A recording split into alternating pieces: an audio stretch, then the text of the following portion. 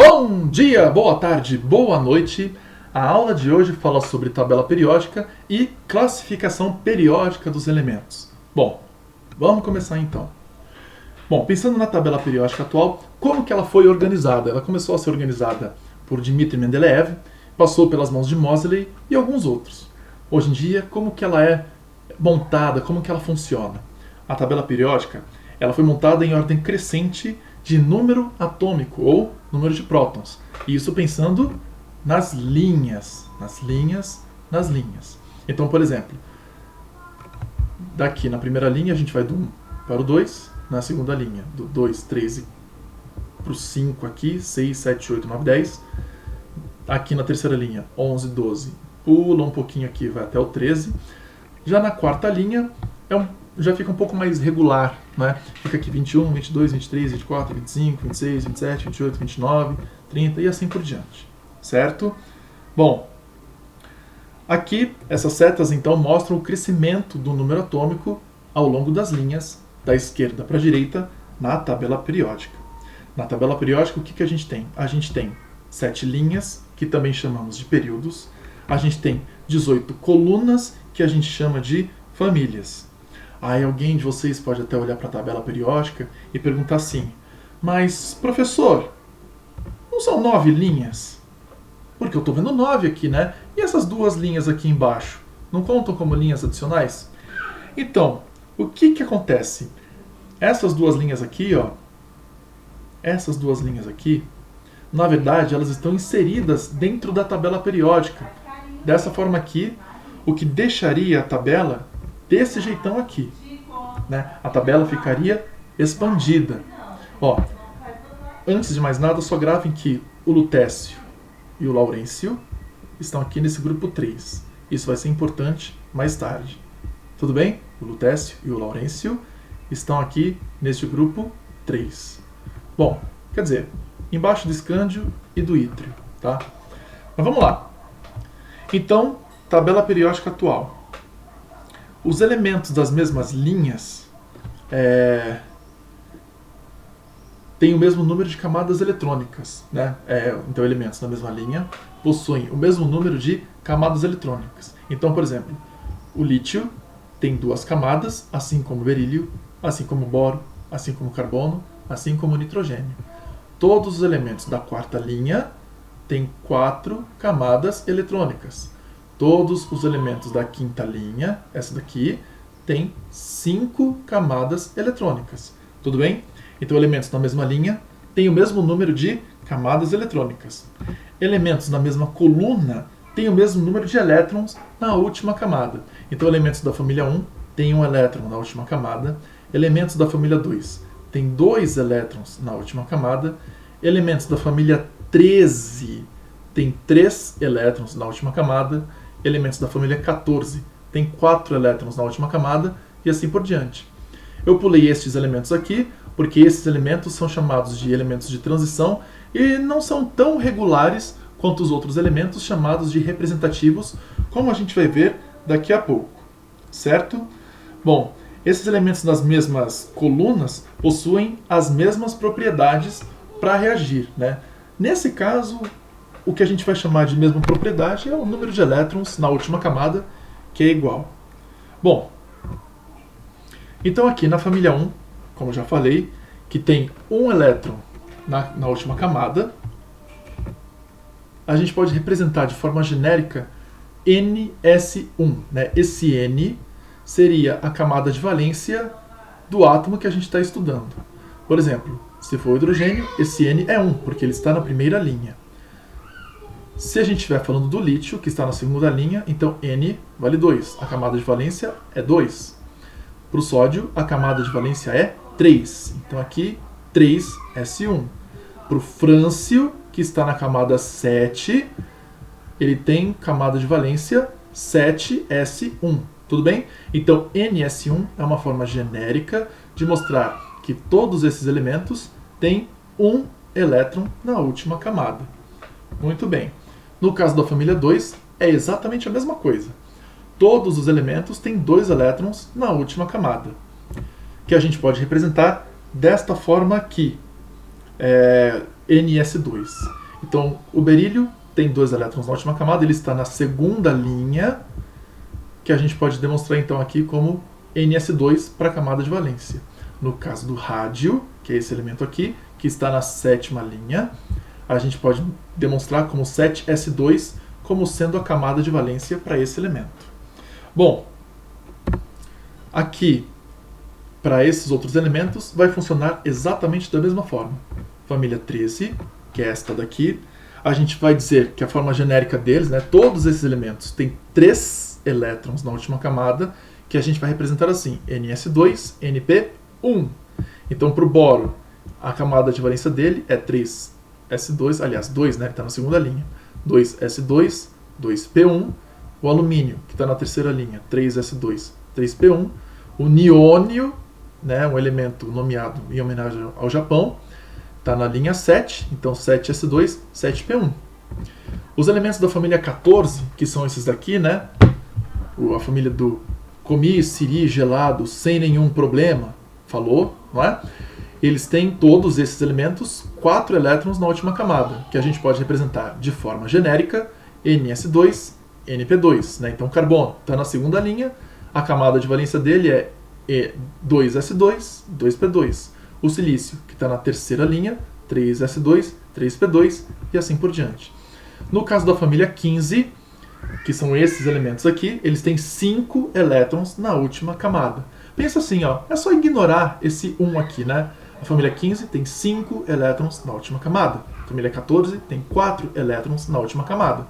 5 elétrons na última camada, a gente pode representar deste jeitinho aqui. Ns2, Np3, S2, P3, 2 mais 3, 5 elétrons. No caso da família 16, que são os calcogênios, a gente já vai falar desses elementos mais tarde, eles têm 6 elétrons na última camada. Ns2, Np4, S2P4, 2 com 4, 6. No caso da família 17, que tem 7 elétrons na última camada, a gente pode representar como Ns2, Np5. E no caso dos gases nobres, que são estes aqui, né, a família do hélio, negão, arrotou, croquete, cheirou, ruim, ogro, né, a gente tem elementos com 8 elétrons de valência, né, todos estes elementos possuem 8 elétrons na última camada, que a gente pode representar desse jeito aqui, Ns2, Np6. Disse que estes elementos, por terem 8 elétrons na última camada, são elementos estáveis. Por isso são chamados de gases nobres, porque teoricamente não reagem com ninguém. Bom, vamos dar uma olhada então aqui na numeração das famílias. Aqui a gente tem a notação antiga, que vai de 1A até 8A, para os elementos representativos. E para esses elementos de transição, que são estes do meio aqui, ó, estes do meião, né, esses elementos seriam elementos da família B. Então vai de 3B até 2B, né? 3B, 4B, 5B. Aí tem essas 3 famílias que eram chamadas de 8B. E aí para voltar para 1B, 2B. Era uma verdadeira bagunça, né? É importante que vocês vejam que isso existe porque pode aparecer esse tipo de representação ainda em algumas questões de vestibular. É bem menos comum, mas se vocês estiverem estudando e verem lá, família 3A, na verdade é a família 13, né? Família 8A é a família 18, tudo bem? Não é esta família aqui, 8, na nossa representação atual.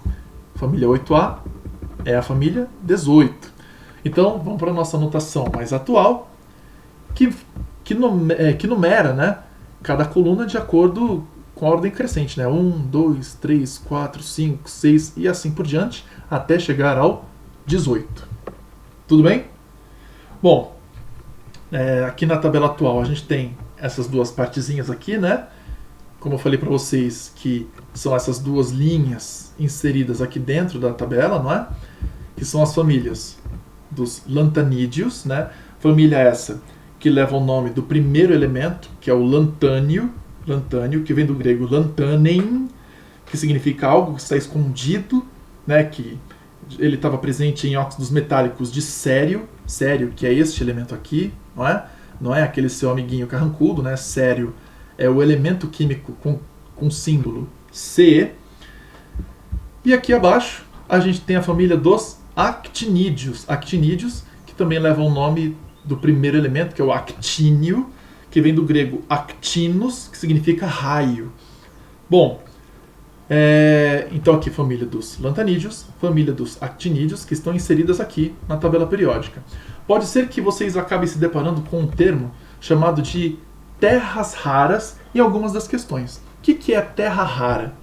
Terras raras se referem a estes elementos aqui, ó. Estes elementos aqui. O escândio, o ítrio e a família dos lantanídeos, né? No caso, os actinídeos não entram aqui. Então, terras raras é escândio, ítrio e os lantanídeos. Muito bem. Por que terras raras, né? Bom, primeiro, o que é terra? Terra são óxidos de silício. Acho que dá para colocar de maneira genérica assim, né? Alguns tipos de óxidos são chamados de terras, né? Terras, na verdade, são óxidos de silício, para ser mais específico, né? Areia. Bom, e por que raras? Por que raras? Porque eles estavam presentes em baixas quantidades na Escandinávia, onde eles foram descobertos, né? Só que é estranho, porque... Vamos dar uma olhada, ó. No caso do sério, que eu até comentei agora há pouco, né? Olha o sério aqui. Ele está presente em 40 partes por milhão, né? É uma concentração bem baixa, né? Partes por milhão. A gente usa para quando a gente tem concentrações do nível de 0,0004 alguma coisa, não é? Concentrações bem baixas, né? ppm. Aqui o túlio e o lutécio, que estão aqui, ó, o túlio e o lutécio, que estão ainda menos presentes na crosta terrestre. Só que, mesmo em baixas concentrações, eles são mais abundantes do que a prata, por exemplo, né? A prata é bem menos abundante do que o sério. Então, na verdade, quando a gente fala em terras raras, eles não são nem terras e nem raras. Enfim, curiosidades à parte, vamos seguir. A gente pode dizer que os elementos são ou representativos ou de transição. Estes que eu marquei em vermelho são os elementos representativos. São aqueles que têm o elétron mais energético na última camada, né? Então o elétron mais energético está na camada de valência, na camada mais externa. Esses que eu coloquei em azul clarinho são elementos de transição interna, né? Esses daqui, ó, os lantanídeos e os actinídeos. São elementos de transição interna. Eles possuem subnível F incompleto. Já esse de azul claro, antes de falar dos elementos de transição interna, tem aqui como exemplo o európio, né? O európio está aqui, que termina a sua... como é que fala, meu Deus? Que ele termina a distribuição dele, né? A distribuição de Pauling, em 4F7, né? Nível F incompleto, subnível F incompleto. Tudo bem? O que faz dele ser um elemento de transição interna. O que é um elemento de transição externa? Que são esses em azul mais escurinho aqui. São subníveis que possuem nível D incompleto. Como exemplo, a gente tem o ferro. Olha o ferro aqui. O ferro que tem aqui, ó, subnível D incompleto. O que faz dele um metal de transição externa. Então, se vocês virem esses termos aqui, transição interna, transição externa, nada mais é do que transição interna, elementos com subnível F incompleto, transição externa, elementos com subnível D incompleto, né? Nesse caso aqui, são os subníveis de maior energia. Muito bem. A gente pode classificar os elementos de outras maneiras na tabela periódica. Por exemplo, assim, como metais e ametais. Metais são esses em vermelho, são muito mais abundantes na tabela periódica, e os ametais estão em amarelinho. Bom, os metais e os ametais possuem algumas propriedades distintas, né? Os metais geralmente são sólidos à temperatura ambiente e os ametais são gasosos à temperatura ambiente. Claro, há exceções. Por exemplo, o mercúrio ele é líquido à temperatura ambiente. O bromo também, ele é líquido à temperatura ambiente, a despeito dos demais ametais, que são gasosos.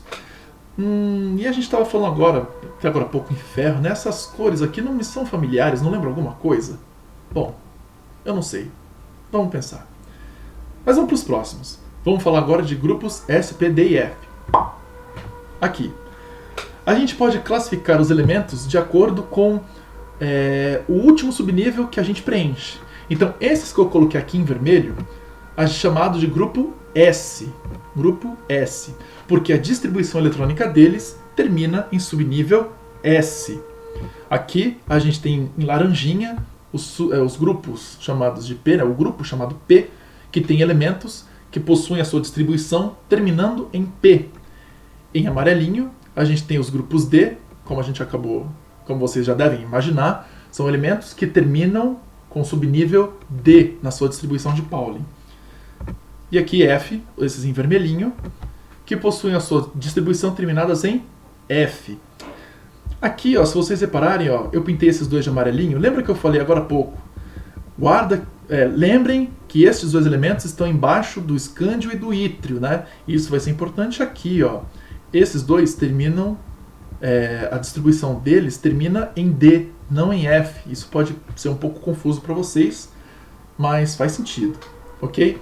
Bom, então aqui, grupo F, F de Facebook, né, que vocês devem evitar um pouco nesse momento, porque vocês têm que decorar isso daqui, né? Você tem que entender como encontrar esses grupos aqui, porque isso pode ajudar vocês em alguma questão.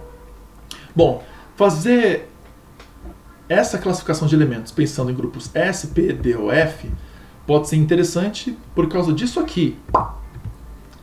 Por exemplo, todos estes elementos aqui terminam sua distribuição em S1. Todos estes elementos aqui terminam sua distribuição em S2. Todos estes elementos aqui terminam sua distribuição em P1 e assim por diante. Esse aqui não termina em P, né? Ele está marcado em vermelhinho, ele termina em S2, tá? É a única exceção para esse grupinho aqui, para essa filinha, mas os demais terminam a sua distribuição em P6. Todos esses aqui terminam em D10. Todos estes aqui terminam em D1, como que acontece aqui com o lutécio e o laurêncio, que eu pedi para vocês lembrarem deles, né? Lembra lá na forma expandida da tabela periódica que eles ficavam bem abaixo do escândio e do ítrio? É por isso que aqui eles estão marcados em amarelinho, porque a distribuição deles termina em D1, assim como o escândio e o ítrio. Certo? Sim ou não? Bom, vamos dar mais uma olhada. Dá para classificar de mais alguma forma os elementos da tabela periódica? Dá. A gente pode pensar nos nomes das famílias. Esses em cinza que eu deixei aqui são os metais de transição, não é? Aqui os metais de transição externa, os metais de transição interna, né? Aqui os lantanídeos, aqui embaixo os actinídeos, não é? Eles não são muito importantes para a gente não vai trabalhar tanto assim com eles. Claro, alguns metais vão aparecer mais, como o crômio, o ferro, o cobalto, níquel, prata, ouro, cobre, zinco, tudo bem? Só que a gente acaba trabalhando mais com elementos representativos, que são os elementos que agora estão aí em branco. Para não ficar tão triste, vamos fazer o seguinte, vamos brincar de colorir as famílias desses elementos representativos? Então, vamos lá. Aqui, em vermelho, a gente tem a família dos metais alcalinos, né? Esse vermelho bordeaux, né? Aqui, na família 2, a gente tem os metais alcalino-terrosos, né? Esse vermelho carmim, esse vermelho forte, vermelho sangue. Metais alcalino-terrosos. Para a família 13 até a 15, a gente tem famílias que levam o nome do primeiro elemento que aparece. Por exemplo, a família 13 é a família do boro. A família 14 é a família do carbono. Família 14, família do carbono. A família 15 é a família do nitrogênio. É assim que a gente pode falar destas famílias aqui. Elas não têm um nome específico, né? Elas não têm um nome tão apropriado, tão específico, como eu acabei de falar. Na família 16, a gente tem a família dos calcogênios. Calcogênio que vem de formador de óxido, né? Você pensou primeiro no oxigênio, né? A família dos 7 porquinhos leves, né? Os 7 porquinhos leves, né? Aqui os calcogênios. A família 17, que são os halogênios, são os formadores de sais. E aqui na família 18, são os gases nobres. Bom, tá todo mundo pintadinho, né? Aqui gases nobres, roxinho, né? Nobreza, né? Eles não costumam reagir com ninguém, família dos gases nobres. Todo mundo pintadinho, é? Sim ou não? Mas professor, e o hidrogênio? Você não esqueceu do hidrogênio, não? Pois é, rapaziada. É o seguinte, ó. O hidrogênio, ele tem um elétron na última camada. É por isso que aqui ele está junto com os elementos da família 1. Só que ele não é um metal, ele é um ametal. Bom, ele ganha um elétron para ficar estável, assim como os halogênios. Todos os halogênios aqui, que estão na família 17, eles ganham um elétron para ficar com configuração de gás nobre. Então, esses caras ganham um elétron para ficar estáveis, esses caras ganham, aliás, esse cara ganha um elétron para ficar estável. Só que todo mundo aqui tem 7 elétrons. O hidrogênio só tem um, então não dá para colocar o hidrogênio aqui. Bom, então o hidrogênio não é metal alcalino, porque, bom, ele está na família 1, mas não é metal alcalino. Ele é gás, ganha um elétron, mas não está na família 17. Então, na verdade, qual que seria o lugar do hidrogênio? Tem muita tabela que coloca o hidrogênio assim, ó, destacado da tabela periódica, sozinho, isolado, sem teto. Porque, na verdade, a gente pode pensar que o hidrogênio é como o Batman. Ele não tem família. Mancada, hein? Pois é. Bom, enfim, é isso aí, gente. Nos comentários da aula vocês podem comentar qual o seu Vingador favorito, né? Ou se a DC é melhor que a Marvel, vocês que sabem. Claro, mandem dúvidas, eu estou disponível para vocês, certo? Bom, é isso. Bons estudos, boa semana e até a próxima aula.